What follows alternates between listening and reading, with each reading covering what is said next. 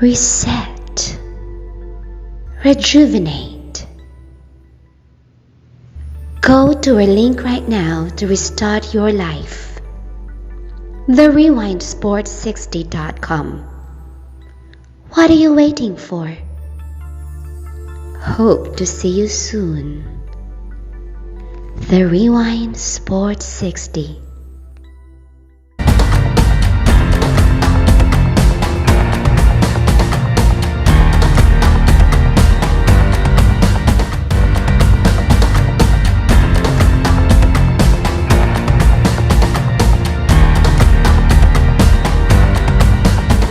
Our TRS60 hotline, and this gentleman, ladies and gentlemen, if you're a longtime Chicagoan, if you're a longtime sports fan, if you just pay attention to what's going on in the landscape as far as the sports world is concerned here in the greatest city in the world, Chicago, you know of this gentleman's work, and I'm pleased to and honored to have him join us on the Rewind Sports 60. It's been a long time, and I'm sure a lot of you misses this guy's entertainment, whether you like it or you didn't like it.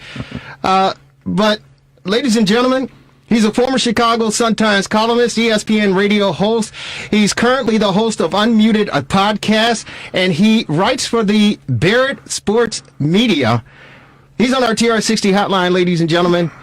You love him? Some of you may hate him, but he's with us on the Rewind Sports 60. He's none other than Jay Mariotti. Jay, how are you? Jerry Riles, long time no here, and I want to praise you for putting me on the air, because that's something that would not happen at the Score or at A1000. So it's good to be with you. Well, you know what? It's hope we won't be sorry. No. You know what? It's no problem with me. And I got to tell you, our slogan, our motto, Jay, is real sports, real talk, just plain real. And believe me, you've covered years and years of the best, whether it's here in Chicago or around the country. You've covered a lot of folks, and you know a lot of people. And you and I both know in this industry, it's cutthroat, it's backstabbing, and it's very, very challenging. But I'm here to say that, because I'm a practicing Catholic, that he is without sin cast the first stone. And so I don't have a problem talking with anybody, because we have all stumbled, we've all, stubbed our toe, our foot or whatever, and it doesn't mean that that's the end. It means we get back up, dust ourselves off, and move forward, brother. So I appreciate you taking the offer and joining us on the Rewind Sports 60 to come on and talk shop. No problem. In fact, I got off these AirPods I was on because I think they were making a distortion, but no, I mean, it's good to hear from somebody like you. You used to work, excuse me, in the industry at the Score, I believe. And, I think there's been a lot of misconceptions about me. I left the Sun-Times. I handed back $1 million because I thought the thing was falling apart back in 2008. And I think now, looking back a dozen years later, I think I was right. I'm glad I got out of there when I did, because they had no digital presence at the time. It was a faltering newspaper, and I have moved on. I live in Los Angeles now. I'm loving life, and I threw myself into my work in Chicago, as anybody who read me knows, and I'm pleased to have had 17 years in that city. But it was good to get out of there when I did.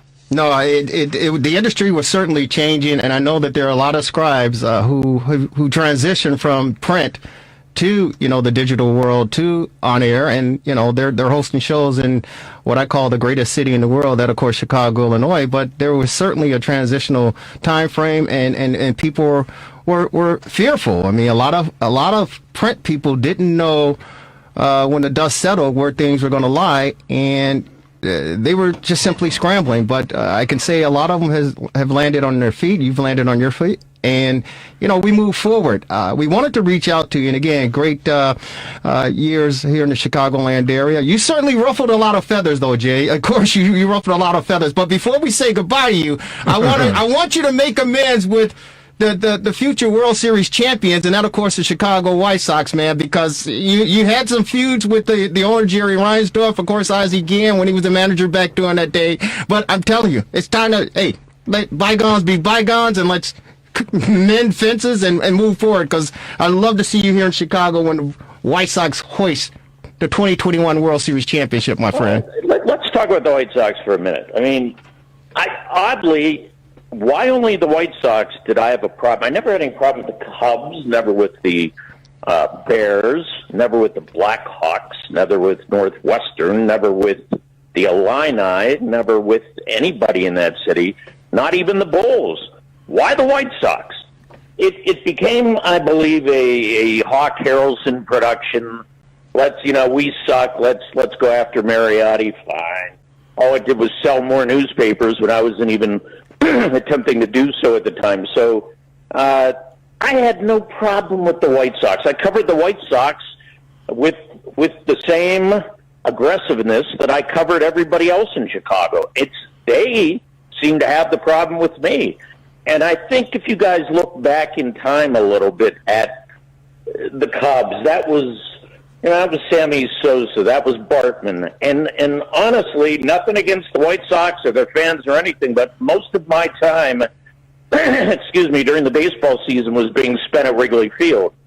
So there were a lot of times I wasn't even going to White Sox games. Remember, I was a national columnist. I'm covering the Olympics overseas. I'm covering golf tournaments. I'm covering Tiger Woods. I'm not entrenched in the city like, say, a talk show host would be 5 days a week, 52 weeks a year. I was everywhere, and yet I'm hearing these distant calls from Ozzie Guillen. Where is he? Why isn't he here? Because I don't cover your team, Ozzie. I don't care. I'm covering the U.S. Open at Winged Foot, and I don't really care what's going on with your team right now. And I think that just became this convoluted media thing where it became laughable. The Jay against the White Sox. Why? To this day, I can't explain the whole thing other than never had any problems with any other teams in Chicago. But the White Sox, I have a problem. I had no problem with the White Sox. They had a problem with me. So, the way you feel, and you say you don't really know why it even started, did you over time say, you know what, let me pick up the phone, call, Jerry, Mr. Reinsdorf, and say, hey, let me clear the air. There's nothing against you, because I do remember there were a couple articles that you wrote about, well, in particular, Hawk Harrelson, and the phrase that he coined, "he gone." I distinctly remember you saying in the article that he doesn't even speak proper English, and some fans and the White Sox could look at that and say, wait a minute, because "he gone" is a catchy phrase, and it still sticks today with the great legendary Hall of Famer broadcaster Hawk Harrelson. But when you wrote that article and say "he gone" and it doesn't even make any sense, I can see from the White Sox perspective. Harry Carey spoke proper English. I mean, neither did Harry Carey. I mean, come on. I think the White Sox in general, and it started with Reinsdorf, everybody's too sensitive on the South Side. Let me tell you a Reinsdorf story. When I got to Chicago, I'm in Sarasota when they were at the time when the White Sox were training in Florida. Reinsdorf wanted to have an audience with me at the ballpark there. I had an audience with him and his assistant, Dennis Gilbert, who I believe is still his assistant to this day. And we started off fine until, this is going back a while, guys, 29 years, but Reinsdorf was the most influential sports owner in America at the time. He was the owner of a budding basketball dynasty.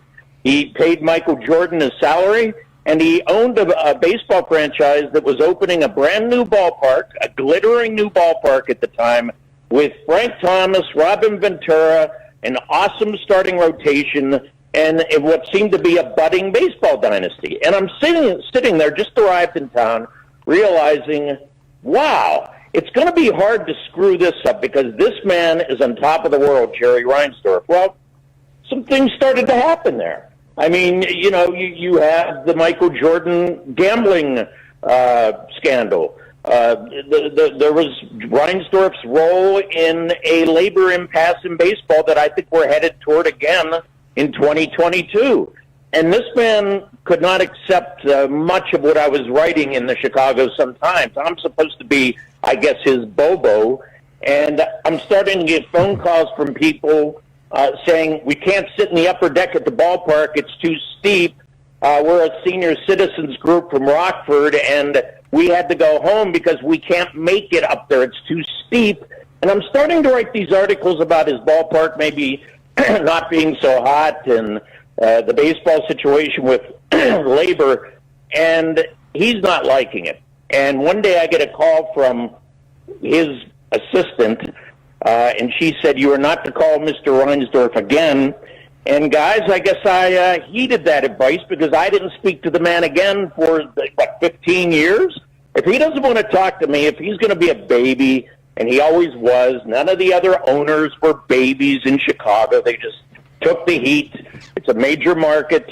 The columnists should be tough there. They aren't. To this day, they're very soft. I think a lot of the talk show hosts at the Score know where their bread is buttered. They can't cross that line. They want to stay employed. Same with AM 1000. I didn't care. I said, I'm going to write for the fans, whether they like it or not. And I think a lot of fans did not simply understand that I was working for them, because when they would hear a Hawk Harrelson criticize me, it would be, oh, if Hawk's ripping him, he must not be a cool guy. No, I'm writing the truth about the owners in Chicago, and I think some smart fans got it and appreciated it. And I think some not-so-smart fans thought I was against their team. I wasn't against their team. I'm trying to help their team win by maximizing the payroll of the White Sox and the Bears and the other teams in town. Remember, I used to call the Bears the misers of the Midway. Well, I didn't hear the McCaskies trying to get me fired or calling me anti-whatever. Reinsdorf used to say I was anti-Semitic. No, I'm anti-bad owner. Spend your money. Well, and so getting back, Jerry, to what you were saying 3 minutes ago, you want me to make amends for what?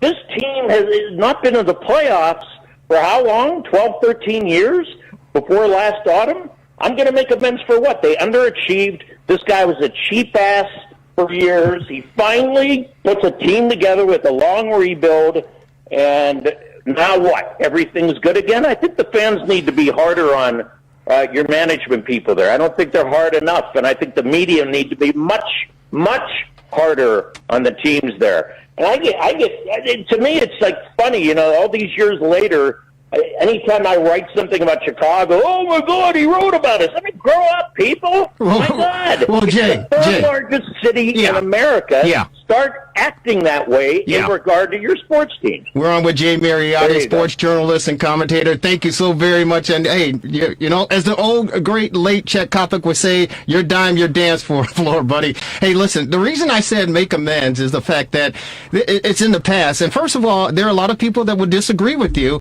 back then and even today with Jerry Reinsdorf, because many of us feel that he's the greatest owner in the city of Chicago. Some say Rocky Warts, and the simple fact of the championships that Jerry Reinsdorf and his company, his organization have put together, whether it's the Bulls and the Michael Jordan, we certainly get that, or the White Sox with the 205 championship and what they're doing now. So I'm a lifelong Chicagoan. I've grown up in the city, and I've seen the hard times, brother. Believe me, I've seen the hard times. And so I understand the business aspects of what happens, but from a fan's perspective, and even from a media's perspective, I say make amends for the simple fact that it's a tough business. It's a tough business, and this stuff is water under the bridge, and there's no reason, in my opinion, to hold a grudge one way or the other. 2 words. Yeah.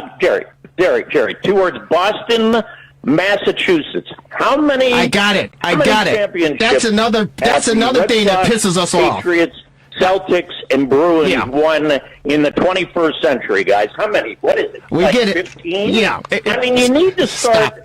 Stop it. We can't deal with that. What? It's a minor market. It's a little league market, Jerry. I got to run. It's Los Angeles. This is a big time market. Have a good day, man. Bye-bye. Wow. That's it?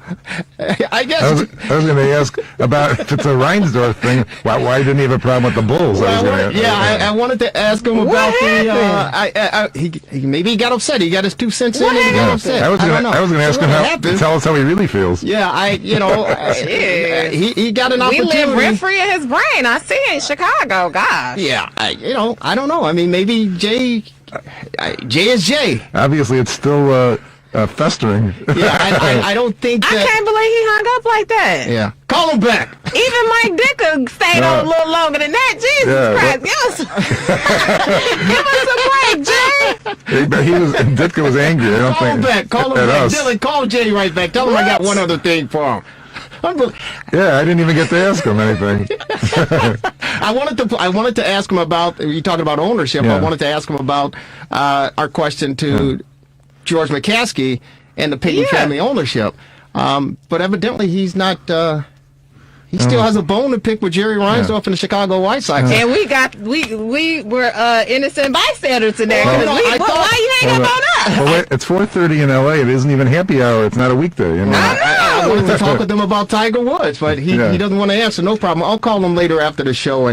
But Jay, it was his dance floor, and he was done dancing. Mm-hmm. We're hoping for an opportunity to talk. Wow, I didn't expect that, to be honest with you. I didn't know that's where we were going. I thought he was joking. Me either. I mean, what ticked him off so bad? Because you just was like, just stop, put it in the past. What? Jerry, what you doing? Well, I didn't want to hear about the Boston market. Yeah. I didn't want to hear about that because it's a. Patriots, Bruins. Yeah, Red Sox. we don't need that rubbed in our face. We don't need that. We understand championships. We understand that. We don't need that rubbed in our faces. But I was hoping. I invited Jay Mariotti to join us to talk about Tiger Woods, right? Because he's out in Los Angeles. I read got a lot of nerve. I read his column regarding the curse of Tiger Woods with the recent accident that he was involved in, and thank God that Tiger is okay. Long recovery, but his golf game it's done. It's over. His golf career is over. So, but that's why I extended the invitation to talk to Jay Mariotti to get his perspective on that, and his story. And he started out by saying that the score wouldn't have him, and so that he started out with. Some kind with a feeling. Yes, a very strong feeling. Yeah. Well, the thing about it is, and the one reason I said make amends is because I do understand that Jay wanted to return back to Chicago. He spent 17 years here covering the teams, and of course he wrote for the Chicago Sun-Times as a columnist, controversial, no question about it. But I understood that he wanted to try to get back into the market and talk sports, which is fine, and I'd love to have him anytime to talk. I thought I heard him say that he gave up $1 million. It was his choice. I mean, it sounded like given it over to me. Yeah, I would have taken it. But I didn't expect I didn't expect Jay Mariotti to take that position. Yeah. I think over time, wounds should heal. I think you let things go. Life is too short to be fighting and bickering over sports. Nonetheless. Okay, the Beatles. Life is very short, and there's no time for fussing and fighting, my friend. Hey, Lauren, I had a fight with a childhood friend. I only had like 2 fights in my whole life, right? And the one was with a childhood friend. His name was Sean Swayzer.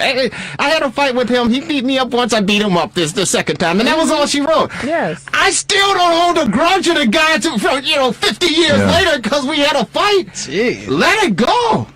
Yep. I'll call him. We didn't do it, Jay. We'll get Jay back on. We had nothing to do with that. Wow. Well, okay. Hey, Dylan, can you get our other guests on? We got a couple minutes, man. Dylan is filling in for Devin T. He like, these people are crazy. Yeah. Dylan, this is not our fault. We don't usually get hung up on like this. We have time to kill now. Yeah, we only got hung up. I'm glad I did just one time. I'm glad I did the PSA. I mean, that took some time. Yes. Why do these guys feel they have to hang up? Is it? I'm not. With Dicker, I could kind of see where. No, I can't. No, I can't. No. I mean, I could see the train was going downhill. But this one just. It was sudden. I was, about to jump in. It was and sudden. then, me too. It was sudden. I didn't know he was going there with it. Maybe he had an appointment. No, he didn't have an appointment. Exactly, because he was like, well, it's so time in L.A. Well, here's what Hawk Harrelson had to say about it. How long were we from Yes!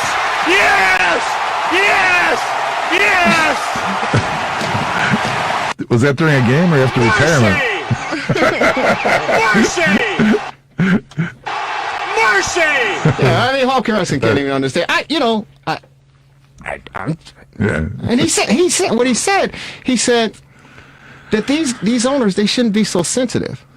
It seems like he was the sensitive one. People in glass houses shouldn't throw stones, right? Exactly. It seemed like he was the sensitive one. He sure was. And then he's like, the fans aren't hard enough. And, I mean, I wanted to ask him, okay, well, how, what should the fans do? Because I'd heard that they were saying that, a lot of it was different with the McCaskey family this year because they, Virginia and the family couldn't go in their box and see no fans show up, and like that would be what would really prompt them to make some changes if fans decided to not show up anymore like they did for the Bulls. Because, that may be the only language that, would resonate with the family. I don't know, with the ownership. Yeah, I'm Jay Mariotti. Yeah. We didn't ask him really tough questions. We didn't ask him the tough questions. You didn't ask him anything. Yeah, we didn't. No, I just said I didn't want to hear about Boston and all the championship they've been winning and they've won, and I think he took offense to that. So I mean, that's being a little bit sensitive, but Bet he won't be coming back to visit Chicago no time soon. Dylan, who is this? 310. Yeah, we got someone on the hotline. We apologize. Jay is back. Here he is. Hey, Jay. Hey, Jerry, I only have 5 more minutes. Jay, you hung up on me. What are you doing? I hung up on you because I only had 15 minutes. I'm in a car. Go ahead. What do you need to know? Yeah, don't do that, Jay. Dude, hey, Jerry. Yeah. Jerry, you're a small timer in a little market. See ya. Don't bug me anymore. Hey, Jay. No, he didn't. Small timer in a little market. Wow. Back again. Hey, Chicago, you're a small timer. there's Jay Mariotti. What is And this? Do you got his email? Shame on me. And you just gave me an idea. Yeah. I would give his number out on the air and tell everybody to call him and kick him in his ass. And if I'm a small timer in a small market, he's not even in the market. Exactly. He got kicked out of the market. Okay. And again, you want to dog Jerry Reinsdorf? You want to dog Ozzie Guillen? You want to dog the Chicago White Sox? Well, that's the reason they gave you a ticket out of Chicago. And then you took your ass over to ESPN and you got your ass kicked out over there. And, you know what? I don't like to dig up dirty laundry, Jay. I don't like to do it. But Take it up. Yeah, he deserves it. I'm not going to stoop to his level. No. As my good friends Barack Obama and Michelle Obama say, when they go low, we go high. So we'll go high. But Jay Mariotti, you know what? If this is the way, because we don't treat our guests this way, but if this is the way that you handle an invitation to join us, How petty. to talk sports, Yeah. and you're being sensitive like this, you're being a baby like this, and then you're trying to be name calling like this. Jay Mariotti, good riddance to you. Yeah. And You're the God best. bless you, brother. He's a You know what I scumbag, say? like I God said. bless you, You know what I brother. say? Let's move on. That's what I say. Yeah. Wow. Yeah. Wow. Oh, I got 5 minutes. What do you want to do? You're a small timer in a small market. Thanks, Jay. I'm in the car. I'm in LA. Well, you know what? Some people don't change their colors, and Not at all. That's why he was so surprised. He's Yeah. like, "Oh, somebody let me back home." he was surprised that somebody from Chicago actually called to talk with him about sports to get his insight on some things, and evidently he still carries a grudge. Marvelous. I mean, it's unbelievable. I mean, to carry a grudge is one thing, but It's unbelievable. it's like a festering wound. Hey, Jerry Reinsdorf, Hawk Harrelson, Ozzie Guillen, Chicago White Sox organization, I understand. And my apologies to you for extending an invitation for this guy to come on the air and talk shop. My apologies. I hope you guys, your feathers aren't ruffled by either hearing the guy's voice. In City of Chicago, my apologies. The only consolation would be I hope we got good ratings. At least. Well, people are going to be listening, and they were listening, but my apologies to all of you who were listening and to the White Sox organization for giving this guy any amount of time to come on, because Exactly. I thought maybe he was a little bit mature in his age. I thought maybe that he was a little bit more humble and understanding. But of course, you heard it for yourself, and you'll continue to hear it all week long on the RewindSports60.com. We'll be on Twitter, Facebook, the whole 9 yards, and of course on Comcast Access in the northern suburbs on Wednesday, 7 p.m. Channel 17, Channel 19, Channel 35. Jay Mariotti. Yeah, we have time to we have time to cover. Is there any time left to carry? Hey, can we get Buster Douglas? Yeah, I was going to say boxing. You're not getting an answer from him either.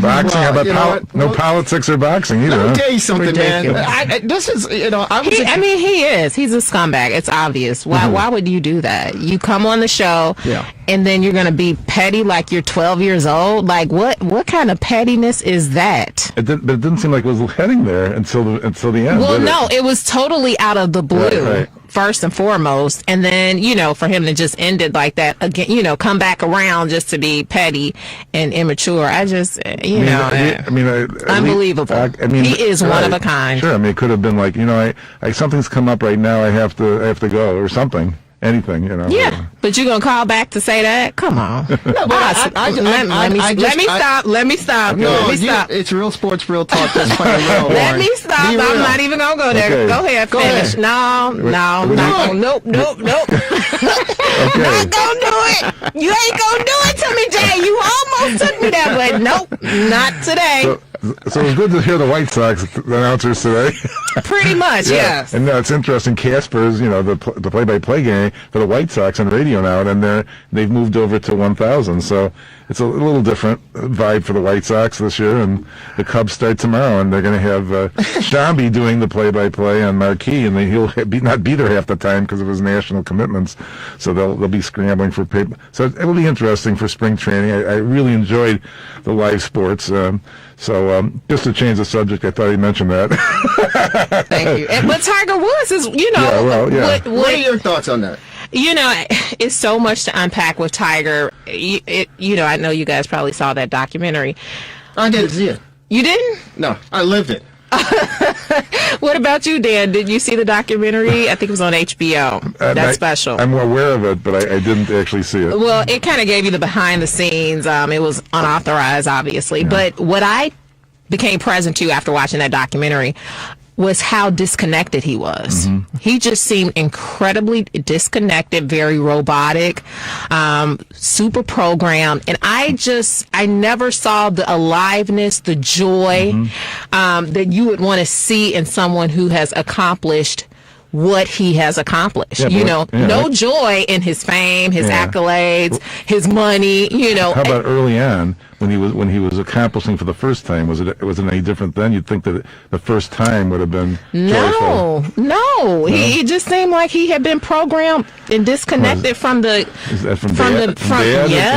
upbringing. And he has done. He transcended sports. That will to win. I was using that in interviews. It's unbelievable. All these guys, these golfers, that's all they do. And he was so much above them. It's hard to believe that he could have been so superior to the golfers who this is their whole life. Yes. They practice every single day, and he was able to defeat them easily for so long.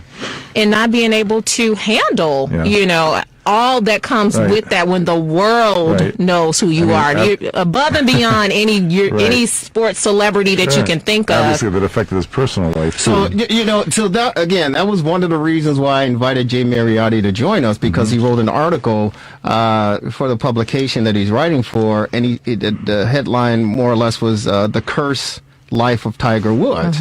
And I know how he's perceived publicly, and my buddy even said, the guy has a troubling life, and I look at it and I say, you know what? There are a lot of athletes who haven't even reached the magnitude that Tiger has, that, believe me, have a lot worse situations and things occur in their personal lives that never gets to that point. They had to extract him with the jaws of life. No, Jerry. they didn't. No, they didn't. They pulled him out. That was bad reporting. They didn't use that. The officers they came. They had an axe. They pulled him through the windshield. The windshield. Yeah. He was coherent. He told the guy, who are you? My name is Tiger. His leg was shattered, but they didn't have to do that. But the point of the matter is, and I understand, but believe me, there are a lot of athletes, Lauren, who've gone through a lot worse than what Tiger Woods have gone through, yet we don't even know about it. Well, trust me when I tell you this. Okay? I hear you. My point being is, how many crashes can he survive? I mean, this is... At least he wasn't being chased by, with somebody with a golf club. And here's the thing. Right. Here's the thing. The road that he crashed on, it's a deadly road. There have been 13 accidents in 13 months with 5 serious injuries on that road that he crashed on. And now the Los Angeles County are going to take a closer look at it and try to make some corrections. So that road in itself is a problem road, and Tiger Woods driving at 7:20 a.m. Pacific time to go to a golf plus he had a rental car. Wasn't his regular car. It was from the golf tournament, the Genesis Invitational courtesy car SUV. So for him to be driving at 7:20 in the morning to meet Drew Brees for a golf, training or whatever. At that time, that's a deadly road, and thank God that he's okay. But my point being is that, and people, you can point the finger, you can say whatever you want to. You can say, I know people with less money who've done worse. But if you're worth $1 billion, you're worth $1 billion. Yeah. In the prime of your life. Well, in the prime of your life, it might not be the prime of life for him. It was the prime of it. Well, that's even a great point. That's what you say, but I don't see the prime. As far as his age. Was it 40 something? If you're in your age, what is your mental? Are you mental? Is this the prime of your life mentally? But that's the point. See, here's the deal, Lauren, and we take it for granted because we live a normal, average life. We get to graduate from high school, graduate from college, get a job, go out to prom. We get to go to hang out at the clubs. We get to do all of that stuff, right? But athletes such as Tiger Woods, Michael Jordan, and Michael, he hung out when he had to hang out. But my point is, they didn't get that. We see what happened with Patrick Kane. Because he did not get to live the normal lifestyle, yet he wanted to. And when he had the opportunity, he went crazy. Like a Michael Jackson. You go crazy. So Tiger Woods is no different than a lot of these cats that you see at the club or whatever. It's just that Tiger Woods is worth $1 billion, and when he does something, like E.F. Hutton, when E.F. Hutton talks, people listen. When it happens to Tiger, the world stops. Right. So I wouldn't want to live in the bubble, in this fishbowl that he lives in, because what kind of life is that? But he has the resources, though, Jerry, and that's the thing. $1 billion resources. I mean, every resource that you can imagine, and that's the thing. This pandemic has heightened. It's made everything exacerbated. Mental issues that you may or may not have had before this. Then you have, his health issues. He has health issues. These are a lot of the family issues. If you looked at that story, he had a contentious relationship with his dad, and just all of that going on, compounded with, what he is, his talent. That. A lot of people have those issues, but they don't have the resources that he's had. He had a great comeback story with his back problems to win the Masters a couple couple years years ago. ago. Let me say this to you. He has to get help. Listen, there are a lot of people. It's more symbolic than just this is a winding road. I mean, this is the second time this has happened to him. Robert Ursay, the owner for the Indianapolis Colts. Right? Yeah. He got, a couple years ago, maybe 2-3 years ago, maybe 4 years ago, not that long ago, he got pulled over in Indianapolis, outside of Indianapolis, with his car. He had guns, he had drugs, he was toasted, he was all loaded. We heard a blip on the radar as far as that story is concerned, and that's it. Jerry Jones, he's carousing with women all over the place. The owner of the Dallas Cowboys. Don't forget the Patriots owner, too. Yeah, Robert Kraft. Yeah. There's business as usual, because they got the money, they got the resources, and it's like, hey, I own a team. I can do whatever I want to. So what? What makes them? Yeah, but he almost died, different? though. He almost died. Yeah. I understand that. That's way bigger than just getting caught with some females. I mean, this is serious. This is life and death stuff that's happening to him. This is the second time it's happened. His life, my point being, his life has been under a microscope since he was a little boy. Oh, yes. Yeah. None of these other guys' lives have been under a microscope. Sure. Listen. He's got pressure that we could never imagine. The Dallas Cowboys, Michael Irvin, Troy Aikman, all those guys that played back in the championship years, they had what was called the White House. It wasn't the White House in D.C., and it wasn't called the White House because it was the White House. If you understand what I'm saying. So, and Jerry Jones this is his team, America's team. All that stuff was looked the other way. I know Hollywood Henderson, who was a primetime, you remember him? Yeah. A primetime linebacker for the storybook America's Team, Dallas Cowboys. Yeah. Cocaine issues. There are problems that the Dallas Cowboys organization, they look the other way.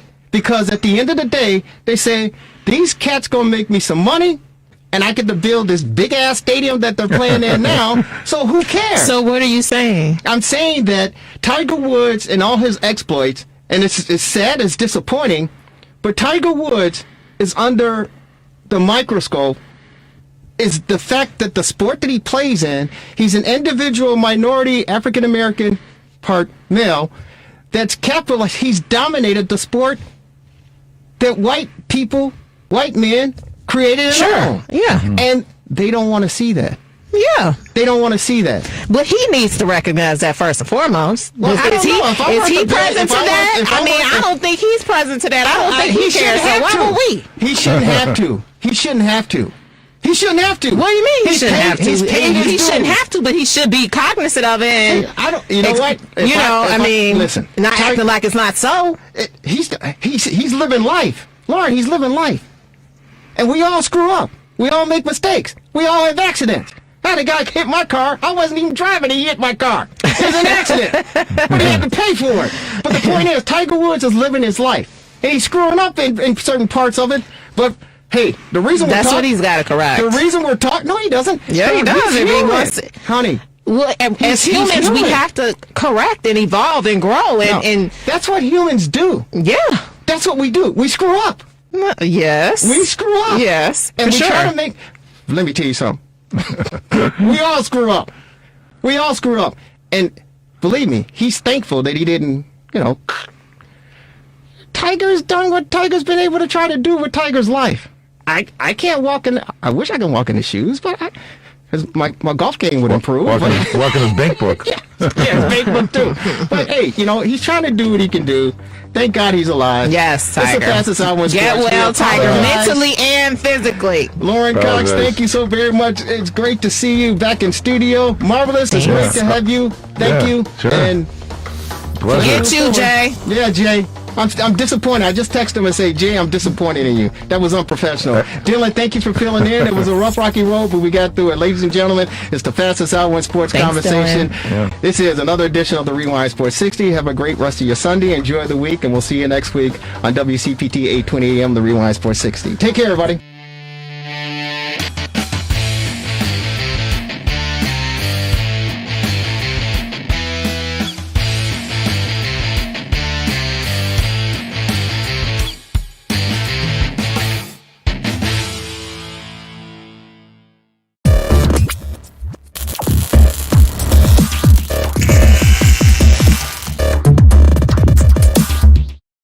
All right, how y'all doing? We're good. We're good. Good. What did you learn about Ryan and his pursuit of Khalil Mack that might be instructive as you guys hunt around for a quarterback? I think the first thing with Ryan that anybody realizes or sees is that he wants to do what's best for the organization. And so when you run into different scenarios and situations, you want to be able to hit it from every angle and discuss different things with each other. And right away from the front end with me, that's kind of how things went, which I appreciated. Just being able to bounce ideas off of each other. We both, just have so much respect for how we've gotten to where we've gotten to from that point then until where we're at now. And I just think that he's a extremely detailed person. We always joke he writes everything down. And types it all up, and he makes up for the stuff that I don't type and write everything down. So we just bounce everything off of each other and we work well together. Mark Potash. Hey, Matt, when you were looking for a defensive coordinator, I'm curious, did you talk to Wade Phillips? And also, what was your thinking in hiring a first-time coordinator in Sean Desai? And are you kind of thinking that maybe even a first-time guy might give you something that a veteran you couldn't, as far as getting the kind of punch back in his defense?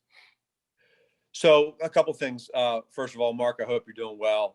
Second, with the defensive coordinator hire, with this being the second time for me to learn through the process of the experience of how to go about it. Number one, on the front end, I'm not going to, because there could be a lot of different names that come up, and I'm not going to, with all due respect to the people involved, I ended up interviewing nine defensive coordinators. So I'll give you the number. And that was different than the first time. And there was a lot of great ones. They all did a really good job, and it made it hard. But in the end, I just was really excited for the direction that Sean saw this team moving forward. The thing that I really liked about Sean is his conviction and confidence that he has, and the way that he's gotten to this point right now. He's really, really smart, but he's really, really football smart too. He has an unbelievable connection with these players. And what I find fascinating is when you go through the process, every person that we talk to and that I talk to, they all have their strengths and weaknesses. And one of the biggest obstacles and hurdles that Sean has always had to go through is coming through, the ranks that he's been in is the fact that he did not play college football, and he did not play in the NFL. He did not play in the Arena League. And so, but that said, to see the way that the guys respect him and the way that he works and how he got to this point, it was really neat. And then everything else that goes into it, so many strengths. And I'm just really excited and looking forward to seeing him put his spin onto this defense. And he's been waiting for this for a long time, and now the opportunity's here. And I'm really, really excited for him and our team. Thank you. Dan Wiederer. Hey, Matt, how's it going? Dan, how are you? Good. This is the first time as a head coach where you go into an offseason with everything on the table at the quarterback position, to use Ryan's words. What excites you about the possibility of exploring a lot of different avenues to find a quarterback, and what are you after as you guys try to get to the finish line of this? Yeah, so what I'd say, Dan, is for me, growing as a head coach and learning the different styles of quarterback play with guys like Mitchell and with Nick and Tyler and the guys that have been here, to anybody else that could come through this building, is they all have their strengths and their weaknesses too. And so the first year, as you all know, in 2018, coming in here with the style of offense that we had, it's funny, we're in scheme eval right now. Every morning we get together as a staff, we do our scheme eval, and we now have a library of being able to see where were we can compare 2018, 2019, 2020. And as we all know, there's some areas in 2018 that we did better than 2019 and 2020, but there's other areas too where we've improved. And now you start with the quarterback position, and for us, there's a lot of different ways that we could go right now, right? Whether it's with Mitchell, whether it's with Nick, whether it's if it's with somebody outside. And there's a lot of different ways that it could go. And I've always been a quarterback. I've always played the position my entire life. I have fun evaluating the position and seeing what other players do well and don't do well, and then how it fits into where we're at. Right now, we're literally in the thick of everything, and just so many what if this, what if that. And it's our job to work together to make sure that we're dotting our I's and crossing our T's together. Everybody, not just Ryan and myself, but the coaches, the personnel, and talking through different scenarios. There's so many things involved, some things that are out there and some things that aren't out. And so I just go back to your original question. For me, I love the process. I really enjoy it. I feel like over time, for myself, selfishly, there's confirmation in that. And so that part's what excites me. Adam Johns. Hey, Matt, how you doing? Good, Adam. I was wondering if you could maybe just lay out the roles, your expectations for Tom Herman, the recent hiring, and for Mike Pettin, also on defense. These are I guess, newer positions with different titles? Yeah, so I'll start off with Mike Pettin. As y'all know, I've always had a lot of respect for the way that he does things, for him as a defensive coordinator. And, anytime that you can strengthen your staff in ways of whether it's helping out in meetings and in personnel, in different ideas, the beauty is when you go through times like this, especially like a guy like Coach Pettin, who's been a head coach in this league, right? He's been a defensive coordinator and had a lot of success coming in with the first year coordinator and Sean Desai. What I thought was beautiful about our conversations, the three of us, was that there's just zero egos involved the whole way through. And so Coach Pettin is really here for a sounding board for Sean, and for him to be able to maybe ask questions when he has an idea or a thought or confirmation.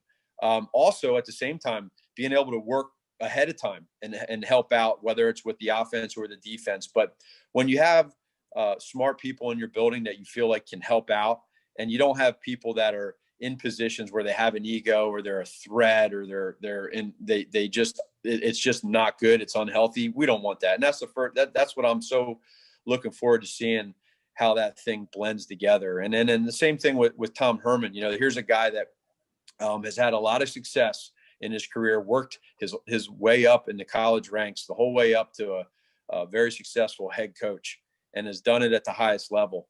And a guy that we've discussed together, the conversations we've had with myself, with Bill Lazor, with Coach Flip, of just where is he at and what is his why coming into this league. He's never been a part of this. And I think just as much as he can help us out in similar things on offense, like Coach Pettin will for the defense, they can cross over, right?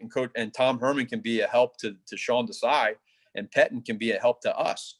So there's that. But in the same time, Coach Herman gets to see what the NFL is all about, and how do we game plan? How do we look at different things? He brings the element of the college game to whether it's in evaluating or whether it's schematically. So again, the biggest part of all that, for the long-winded answer, is that we have guys that have no ego, that all they want to do is ultimately help, and it's a win-win for everybody. Chris Emma. Matt, you said in an interview last month that you felt this team was close, that the roster was close, and expressed your hope that the quarterback position can get you over the hump. What's your confidence in your ability to make that move this offseason, and what's your expectation of what's to come? Sure. Yeah, Chris.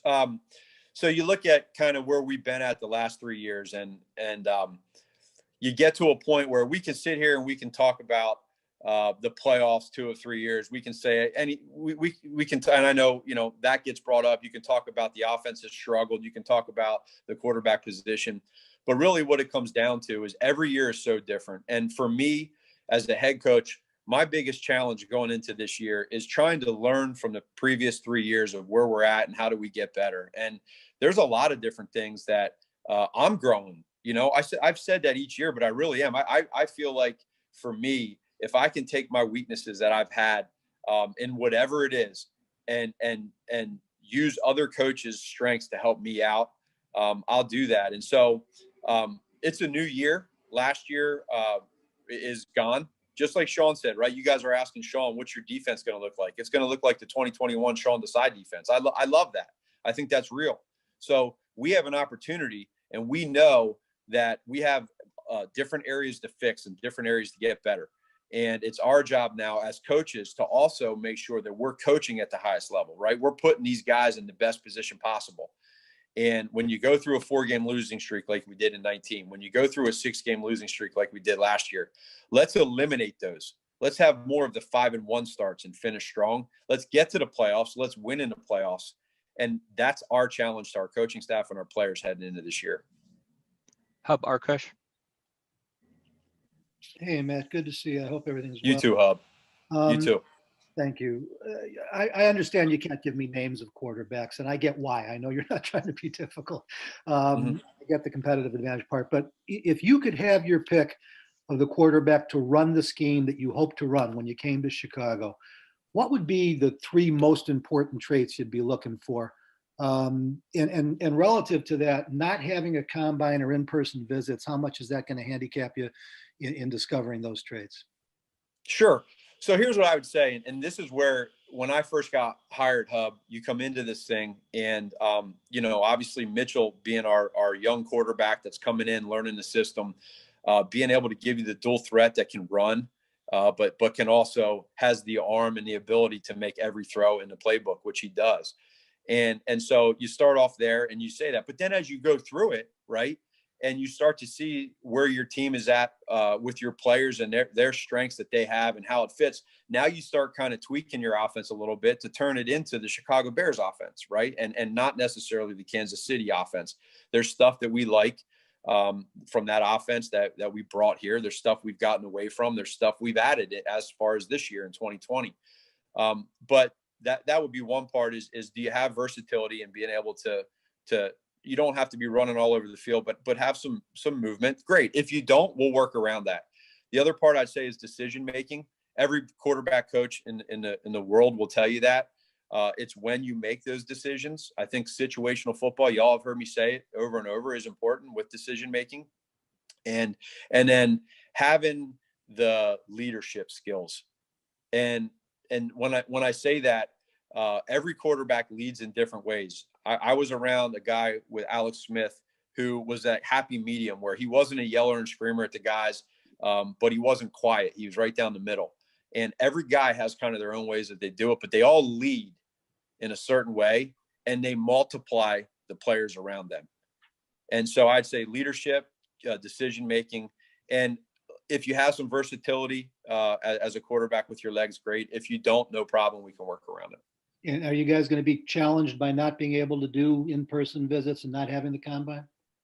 Without a doubt. Yeah. I mean, that's a big time challenge in so many ways. It's definitely unprecedented. It's real.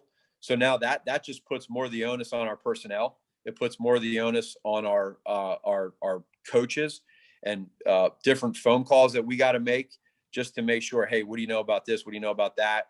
And then, just making sure that what you see on tape is real. And then you got some guys that don't have a lot of tape because of what went down. So without a doubt, this is unprecedented.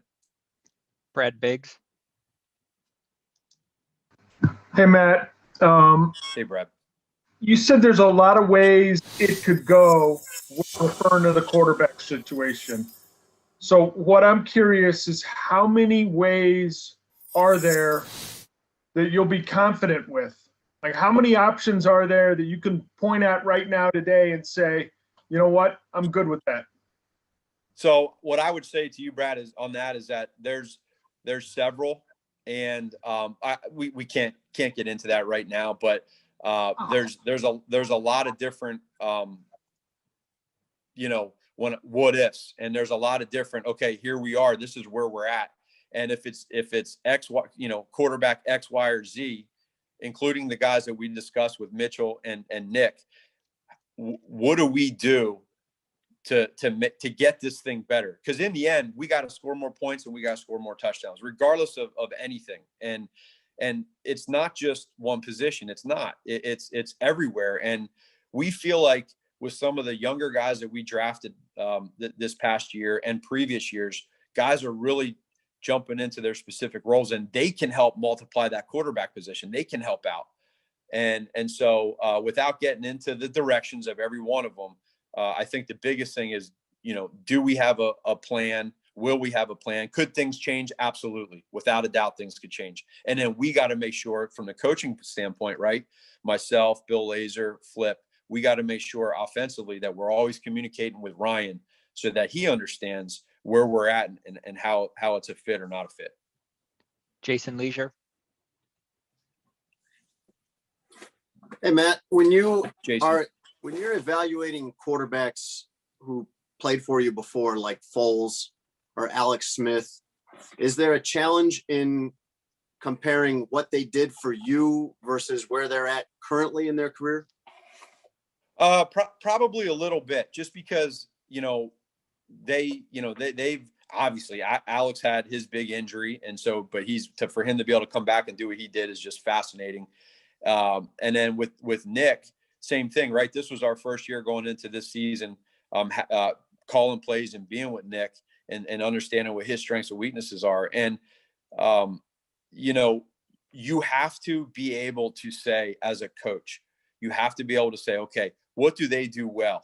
And then how do we help them? And I think you guys saw there with Mitchell towards the end of the season, we really were creating that identity with the offense and the direction. Now, it doesn't mean that we weren't doing things that we didn't do in 2018 or 19, but specifically with those other guys, you know, we're learning as a staff.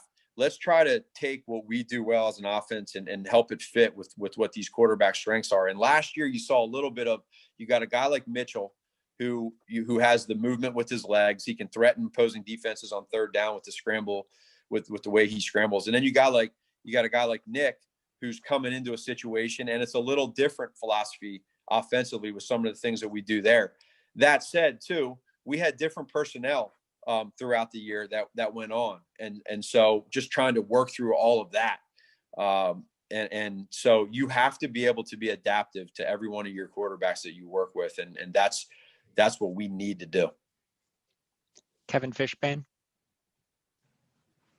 Hey, Matt, when you look at the Al Robinson situation, I think this might be kind of a first for you here, where you have a guy of that profile who's going to be a free agent. How do you view it from your spot as a head coach? Because obviously Ryan and Joey take care of the business side of it, and you know what he brings to your offense. So what role do you play, and how do you kind of what's your perspective on that?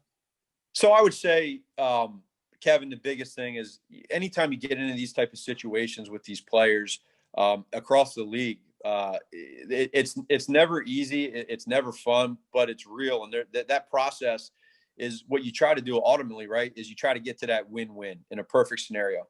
A-Rob knows how much we love him. A-Rob knows, you know, how much that me as a head coach and Ryan as a general manager, the importance that he brings to this city, to the organization, to his teammates, to all of us. And then now you run into, you know, the things that he has done with us and the things that we have done for him, being able to help him be productive. Now you get to this point, and this is where Ryan and Joey will do their thing, and A-Rob and his agent work together, and you just try to figure out, okay, where is it a win-win? And from my perspective, I let them do that part. And again, I've had a million conversations with A-Rob in 3 years, and he's well aware of what he means to all of us. And this is just the business side, and we're not the only team in the NFL that's dealing with this right now. Colleen Kane. Hey, Matt, since you've had a little more time to evaluate Nick's play since the end of the season, what was your assessment of him, and how does that evaluation play into his status moving forward for 2021? Sure. So I would say, Colleen, we now, like, being in the middle of it, you get to see of our scheme evaluations every morning. You get to kind of see some of the whys, and we had a pretty good idea going into a lot of it where we were, and really, in all fairness to Nick, when we went through some of the stretch that we went through as an offense, there was a lot of different areas that we could have been a lot better at.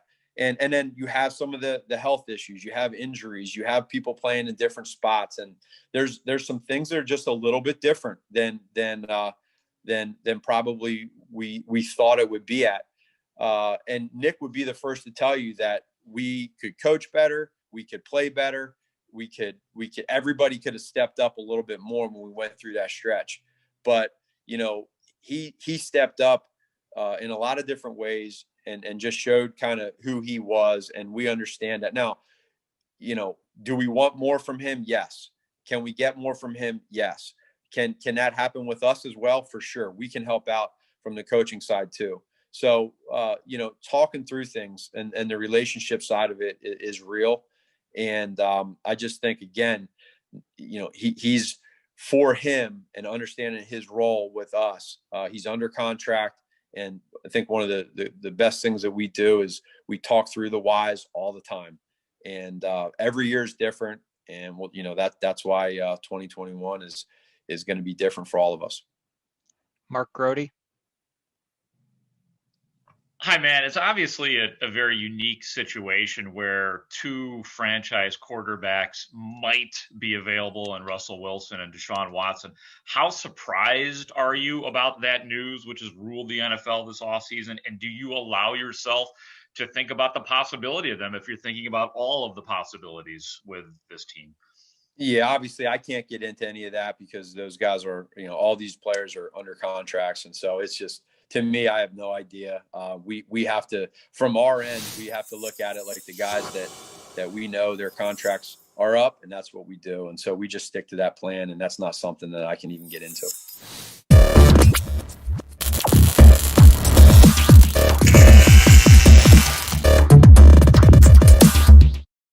This is always such a unique time of year as we're approaching free agency. And I appreciate you guys understanding the sensitivity that comes with that. Obviously it's a time period where every team's got to make a lot of decisions, a lot of important decisions, your own UFAs, evaluating the free agent market, the trade market, prepping for the draft. That's just the moment we're in right now.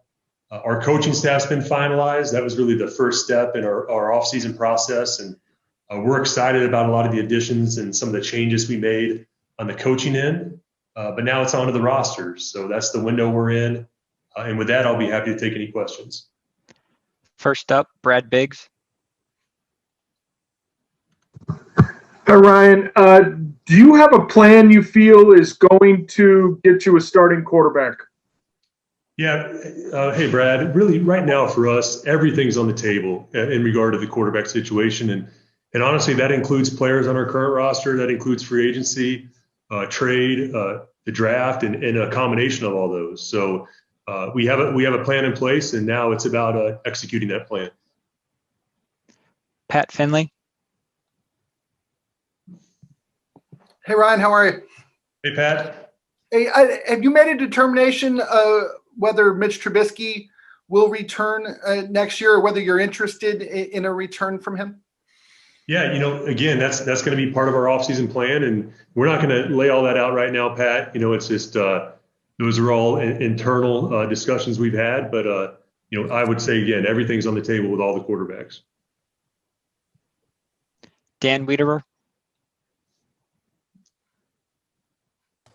Ryan, you talked in January about being connected on a vision with Matt in regards to going after this quarterback position. I'm curious what all goes into that as you guys put your heads together and try to, converse through the traits you want to prioritize and just come together with an action plan that works for both of your visions. Yeah, and Dan, hey Dan, it's not just Matt and I. It's our coaches and our scouts together. And I would say on all positions, but especially that one, it's been daily conversations that we've had. So not just talking, but watching film together. Discussing different traits, discussing different players and different avenues to acquire those players and different combinations. So I think we're ready to kind of pivot a number of ways. I think that's going to be important this offseason, especially with that position. As a follow-up to that, Ryan, obviously there's been a couple high-profile trades already at the quarterback position. There's rumblings. I know you can't speak about other players who are under contract elsewhere, but when you hear the rumblings about potential star quarterbacks that could become available, how do you respond to that in knowing that this is your number one priority? Yeah, I think, and it could be, you're right on a position of need, you could say, but it could be any scenario where there's a potential trade. We're going to explore every one of those, Dan. We'll be thorough with that. So it's just us doing our due diligence on all different things and exploring every avenue to improve our team and improve our roster, and it's no different with that. Mark Potash. Hey, Ryan, two questions. Has Eddie Goldman given you any indication or confirmation that he will play in 2021? And also, considering the tight salary cap situation that you're in, what is your confidence level in, as honestly as you can be, that both Kyle Fuller and Akeem Hicks will be on the roster in 2021? Yeah, good question, Mark. With Eddie, we've communicated with Eddie on a regular basis. We did that during the season as well, and obviously we really missed him this year. Excited to get him back in the mix. Coach Rumpf, our new defensive line coach, has communicated with him as well. So that's all been part of it, and obviously he's a big piece of what we're doing. So we're excited about that.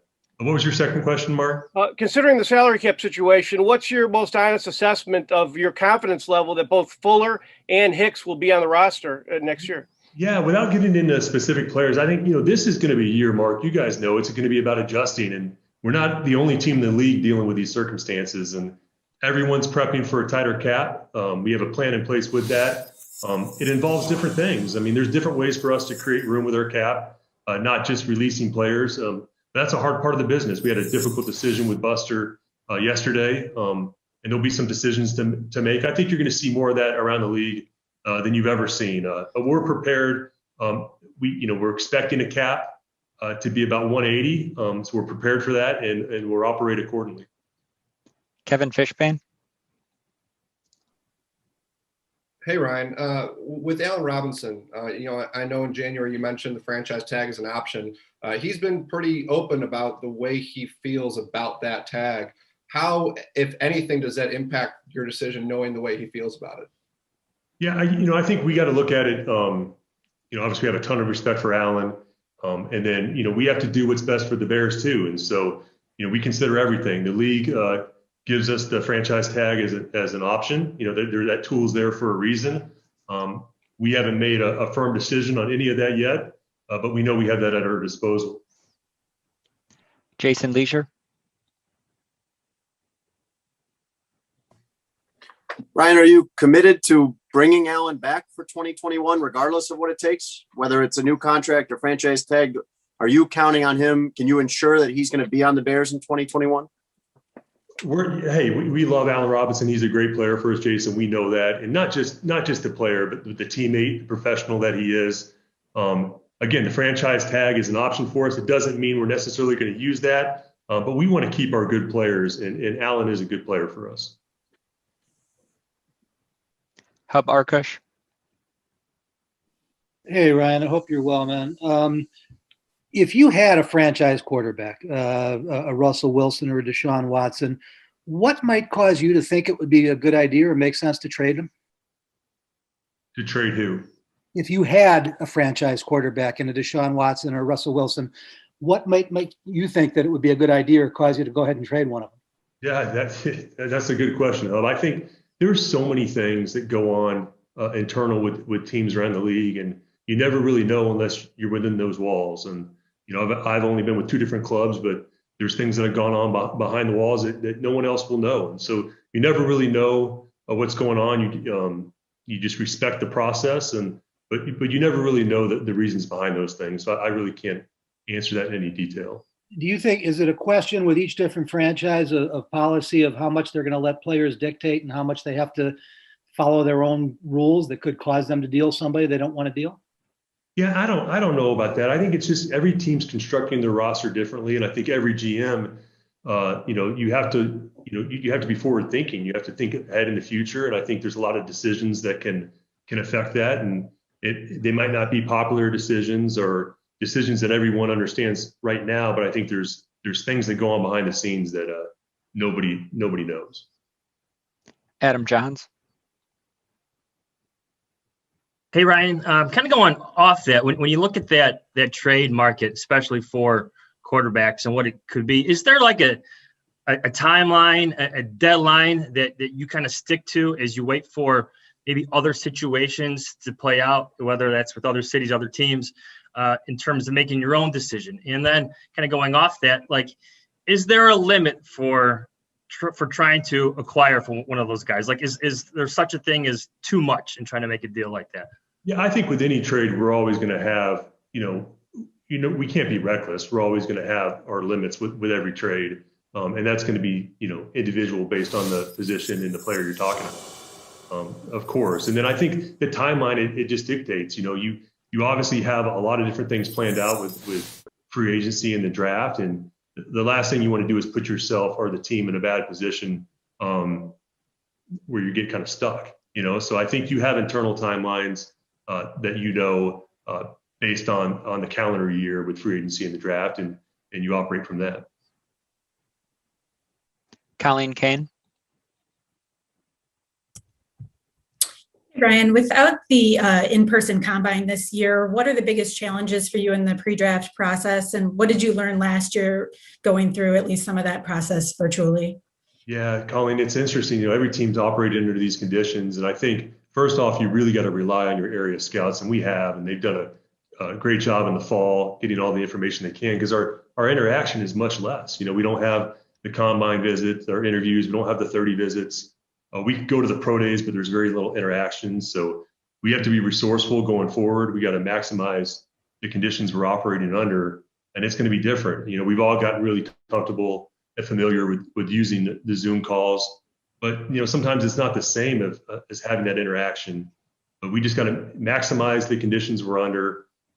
We were just meeting with our coaches today on their pro day schedules, and it's things like that. Appreciating our coaches, traveling all around the country and going above and beyond, doing their job to attend these pro days along with our scouts. And we just got to be resourceful through this process along with every other team. Adam Hogue. Hey, Ryan, back to Al Robinson real quick. By all accounts, he's been the perfect player for you and your culture on and off the field, what he's delivered in the locker room. Typically, you've rewarded those types of players with contract extensions. This case obviously went a little bit longer than you guys expected. Are you concerned at all how others on the team, on your roster, might view the situation if it continues to drag on into the spring and the summer? Yeah, Adam, we have a history, of extending our players, as you mentioned, and we usually find a way to make that work. I think the proof's kind of in the pudding with that, and every one of them's different, and every one of them's personal, and that's why I'm sensitive, and I hope you guys understand about talking about that in the media. But it's a process, and it takes both sides to work through that, and every one of them's unique. And I do like to lean on our history. I think Joey Lane does a great job of working through that and building relationships with those agents. And Alan has a really good agent that we've worked with in the past, and it's a process though, and we're kind of going through that. Brad Biggs. Ryan, Matt suggested back during Super Bowl week to NFL.com that the Bears were a quarterback away from being a contender. How are you approaching the offseason to reflect that opinion? And then I'd also like to know if Khalil Mack or Jalen Johnson underwent surgery. Yeah, first on the quarterback, obviously it's a critical position for us, and like I said, Brad, every single thing is on the table. And I think we owe that to ourselves, our own quarterbacks, trades, free agency, draft, and we're working through that. And I do like the staff we've assembled to kind of attack that together. We've added some guys even in recent days, I think, that can help us as we evaluate that position. So we know the importance of it. We know that's a priority as we go into this offseason. That's stating the obvious, and I'm just excited about attacking it together. And then I guess I would say with Jalen and Khalil, neither of those required surgery. So it's just a matter of just strengthening and being ready to roll when we start back up. Zach Pearson. Hey, Ryan, kind of off of Brad's question there, as you evaluate your roster going into free agency, how close do you feel you guys are to contending again for the NFC North and potentially in the NFC as a whole? Yeah, there's a window here to improve our team. And I think, it started with our coaches and kind of some of the tweaks we made there. And we look at this, we have, foundation pieces in place on our roster.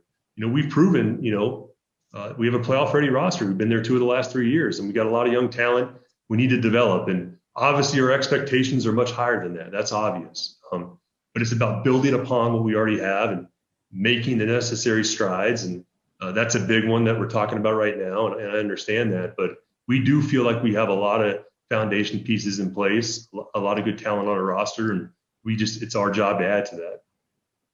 Pat Finley.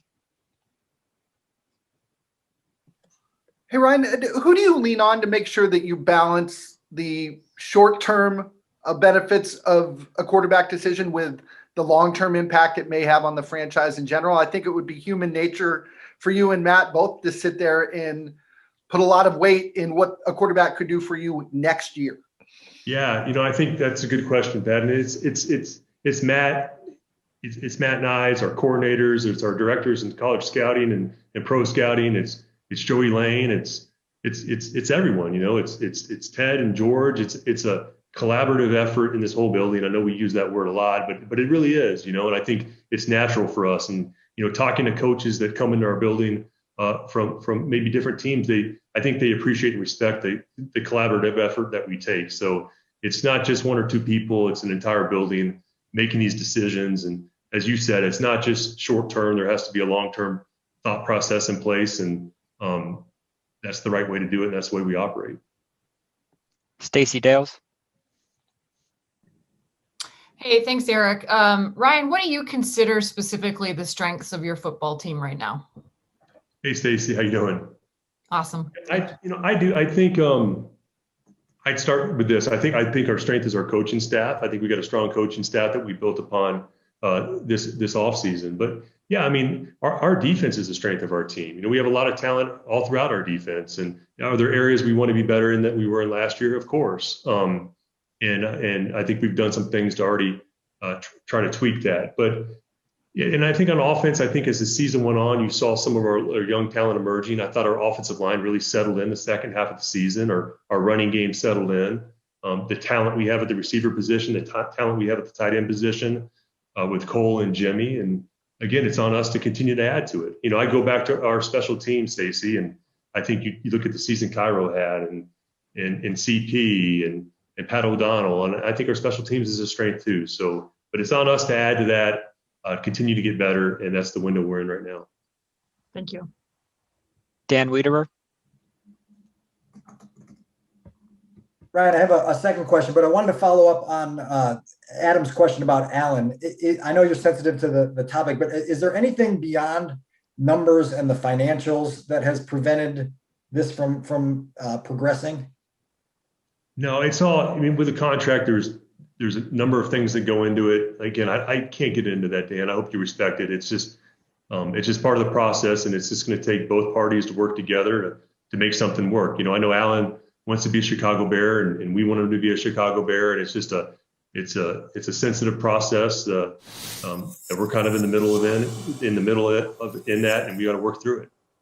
Big picture, when you guys sat down for those meetings in those couple days after the playoff loss to kind of chart the future and express your vision, what was important for you to emphasize to George and Ted about how you were going to clear this hurdle, clear this hump, and have this football team playing championship football again?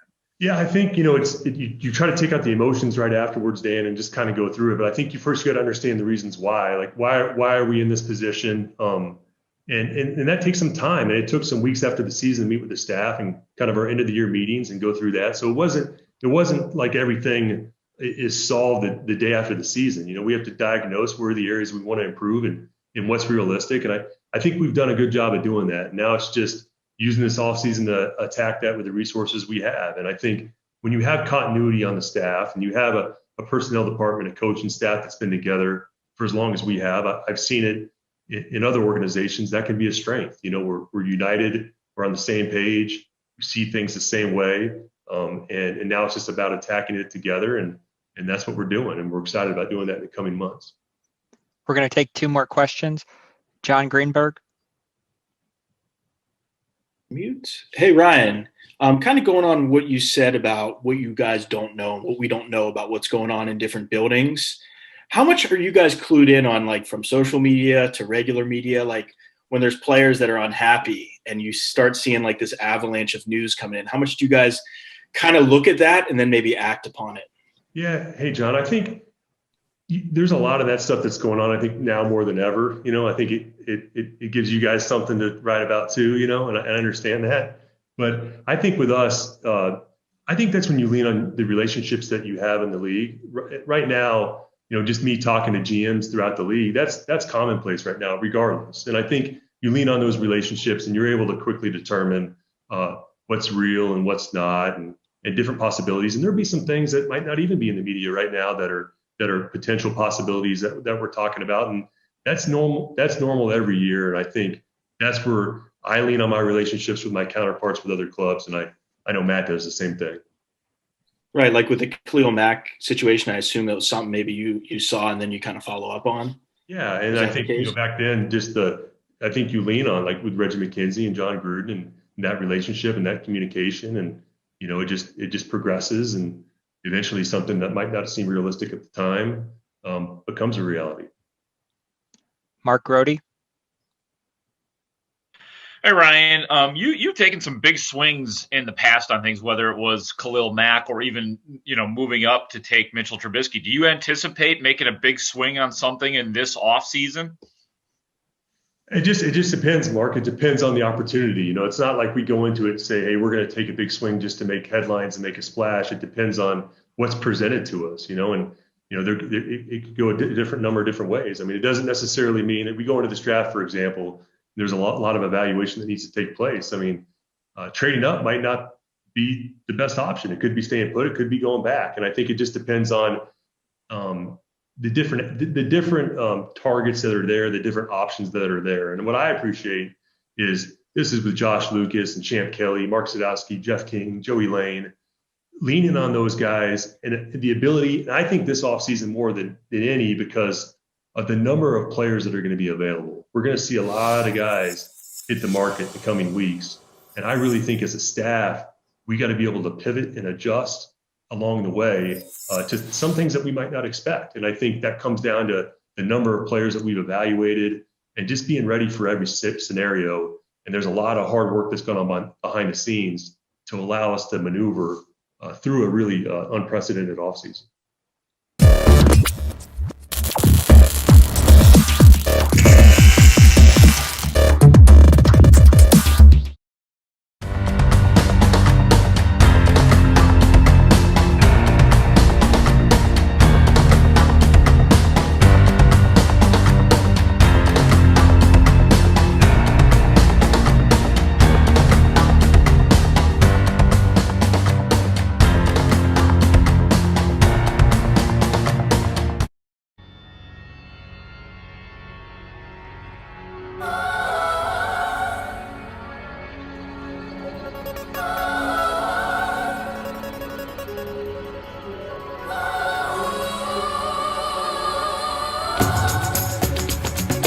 Welcome, everyone, to another edition of the Sports Medicine Update, a weekly podcast with yours truly, Jerry Riles and the Honorable Dr. Chad Padromas. Dr. Chadwick Padromas is an orthopedic surgeon at Illinois Sports Medicine and Orthopedic Centers right here in the great Chicagoland area, also in Glenview, Naples, and he is the orthopedic surgeon at Padromas Stem Cell Institute. He's also the editor-in-chief of the Anterior Cruciate Ligament Reconstruction and Basic Science. Doctor, how are you?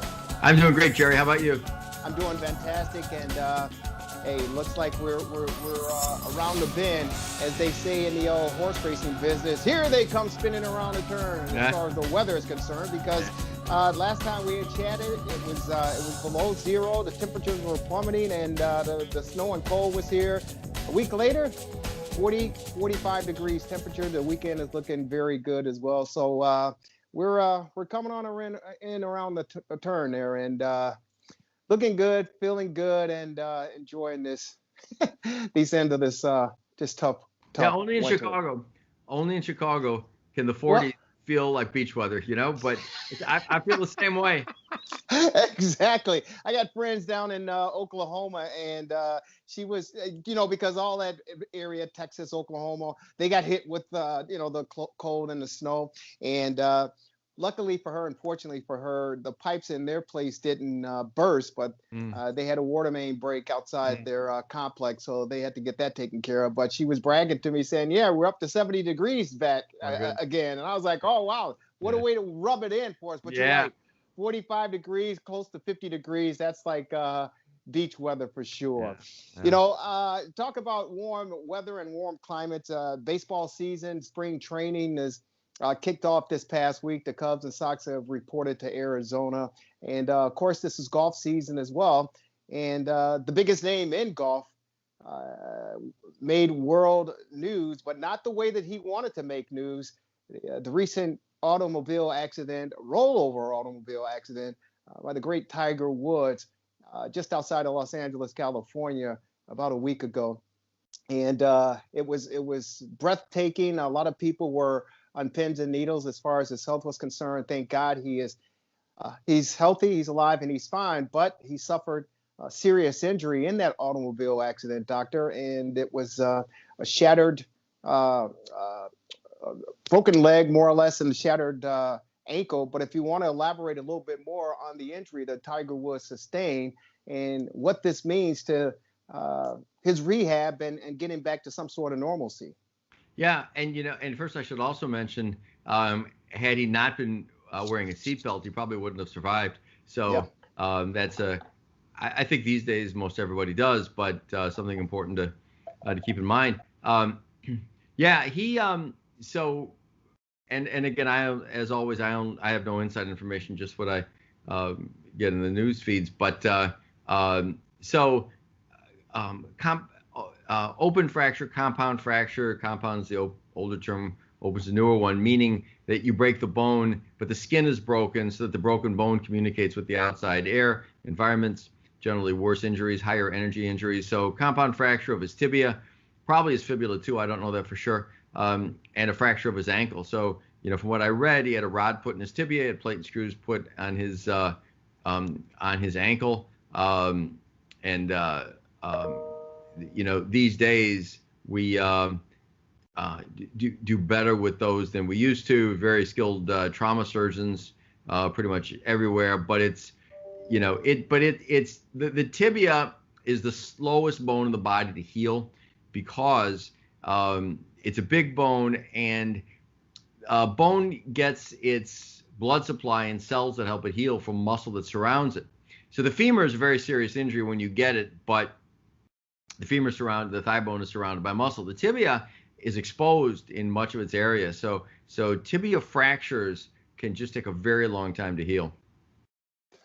It's amazing that, again, it just sounds like basically broken leg and shattered, fractured ankle. And you're absolutely right, ladies and gentlemen, kids as well. Those of you who are watching and or listening to this podcast, make sure to be responsible and put the seatbelt on.